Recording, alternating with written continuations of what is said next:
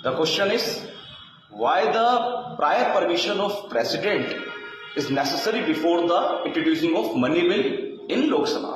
धन विधेयक को लोकसभा में प्रस्तुत करने से पहले राष्ट्रपति की सहमति क्यों आवश्यक है, ये जो कि प्रश्न है। साथियों, भारत का राष्ट्रपति भारतीय संविधान के अनुच्छेद 52 और 53 के तहत भारतीय संघ का राष्ट्रपति होता है और संघ में राज्य भी सम्मिलित है। भारत को राज्यों का संघ बोला जाता है।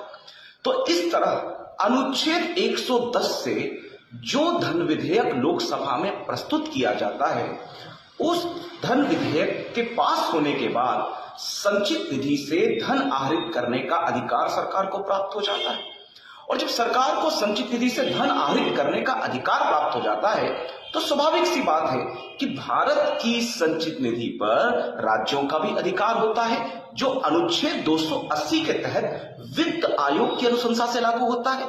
तो राज्यों का भी अधिकार भारत की संचित निधि पर होता है। भारत की संचित निधि पर केवल मनी बिल के द्वारा या आर्टिकल 117 के दोनों प्रोविजंस के तहत फाइनेंस बिल के द्वारा जो केंद्र सरकार पैसा निकालती है, उस पर केवल केंद्र का स्वामित्व नहीं होता, राज्यों का भी होता है। इसलिए कहीं ऐसा ना हो कि धन विधेयकों के माध्यम से सरकार, क्योंकि धन विधेयक पर लोकसभा को ही राज्यसभा से अधिक शक्तियां प्राप्त है, राज्यसभा में तो केवल 14 दिन के लिए विधेयक जाता है। तो कहीं धन विधेयक से वह संचित निधि से केंद्र की सरकार अतिरिक्त राशि या अत्यधिक राशि न निकाल ले, जिससे राज्यों के वित्तीय अधिकार वंचित हो जाएं, इसकी निगरानी करने का कार्य राष्ट्रपति का भी होता है, भले सैद्धांतिक रूप से भी क्यों ना हो।